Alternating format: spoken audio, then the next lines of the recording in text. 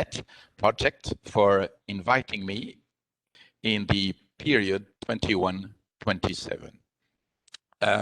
I will add a few words about SME United first, and then we will go to challenges. That will be my second part. Opportunities, it will be my third part, and then we will have a few words, or I will have a few words of conclusion. So first, SME United, it has been said, is national cross-sectoral federations and European SME branch organizations. So it speaks on behalf of 22 million European crafts and SMEs, representing almost 90 million employees. It has to be highlighted that the average number of employees decided for SMEs is adapted to their size. So these SMEs depend essentially on well-qualified employees to thrive in a more and more challenging environment. At the same time, crafts and SMEs contribute to a large extent to initial and continuing vocational education and training, promoting and developing continuing VET and investment of our small businesses to remain competitive on the market. This is the best way to also keep our staff up to date with the green and digital transitions and to adapt our companies to new technologies and further innovate. SME United is one of the three recognized Europe and interacts with the European institutions on the various education and training initiatives. In 2020 and 21, we have been involved in many important new initiatives at EU level and could largely influence the future of vocational. They all have the objective to make VET more responsive to the new labor market needs, to be better adapted to a more diverse workforce, and to cope with the digital and green transition challenges. The implementation of these initiatives at the national, regional, and sectoral level is at the core identified at EU level. As a matter of fact, almost 80% of firms experience a lack of skilled staff as an obstacle to their investment and growth. Continuing VET is crucial and highly necessary to support small enterprises in the future. And I would like to highlight the two immediate main ones: upskilling and reskilling, and digitalization. The first challenge is the need to upskill and reskill our workforce. The European Commission identified two specific actions on continuing VET. The individual learning accounts. The Commission would like to apply all over the European member states to promote and strongly increase up and reskilling. SME United does not agree that it is the right tool for all workers and all member states. It is only one solution among several, and it should certainly not replace the well-functioning national, the other European social partners, and the 6 successive European presidencies, that is to say, Germany, Portugal, Slovenia, France, Czechia, and Sweden. We recently shaped an option, as there is no one-size-fits-all solution. With micro-credentials, which are short courses through informal learning. In the past month, we contributed to a clearer definition of micro-credentials and advocated for validation of skills to be achieved by 2025 on participation in continuing vocational. The lack of an adequate training offer tailor-made for each learner. Third, the difficulty to deliver training during the working time. Fourth, the challenge to motivate workers. Fifth, the need for the necessary resources and support to design a professional development and training plan.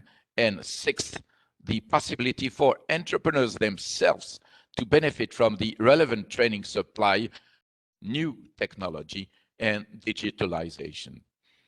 We will continue advocating to find the best solutions for a challenge ahead is digitalization. This challenge is twofold. On the one hand, we need to ensure that our enterprises make the transition to the digital era, and on the other, we need to ensure that training offers are adapted to the needs and of crafts and SMEs. The pandemic accelerated and these changes have revealed an increasing and urgent need for digital skills. Our current workforce does not always possess the right digital skills, especially the more mature workers. SME United strongly advocates for modern, flexible, and for teachers and trainers for supporting all learners, pupils, students, apprentices, young people in VET to get basic digital skills. It is now for member states to implement these objectives and guiding principles in close cooperation once more with national social partners and training providers. The Digital Education Action Plan strategies in the future. These principles and guidelines could support the improvement of the training offer in continuing VET. I would also invite you to follow the work of the European Digital Education Hub that is currently being set up by the Commission through the DG Education. This hub on training tools and methodologies in digital education. SME United participated in the shaping of this hub and advocated for the need to involve as soon as possible VET providers and social partners. Now, opportunities to seize, I would rather say. So there are two opportunities, and the first one is about fundings. The EU is providing a lot of funding through multiple financial opportunities with the cohesion. With this facility, the European Council has already adopted 17 national recovery and resilience plans. The good news is that member states have already used 9% of the total funding for education, corresponding to 45 billion euros. Moreover, in the area of labor market and skills, 7% of the funding has been used, corresponding to 35 billion euros.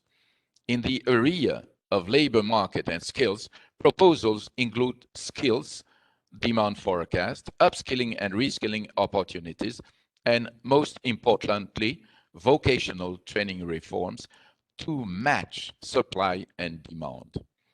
These funding opportunities are key and need to be spent in the most appropriate way to achieve the targets set by the EU. These funds will support your efforts to organize the right training offer to cope with the new demand on the labor market. And the second opportunity is that with these figures, we will have the possibility for continuing VET offered by the COVID crisis, giving more visibility to VET and continuing VET, in particular, as the best tool job learning. At EU level, SME United succeeded to bring the attention for upskilling and reskilling of the workforce in crafts and SMEs, and these messages reach policymakers at the highest level. We need to continue bringing these messages at national, regional, and local level to make the... So we have seen two challenges, upskilling and reskilling and digitalizations. We have seen two opportunities, funding opportunities, and political momentum. And now it's time to conclude. So my conclusion is that I would like to underline that we are at a turning point in our good practices that you propose in your project are key tools to tackle these challenges and seize all the opportunities on the table.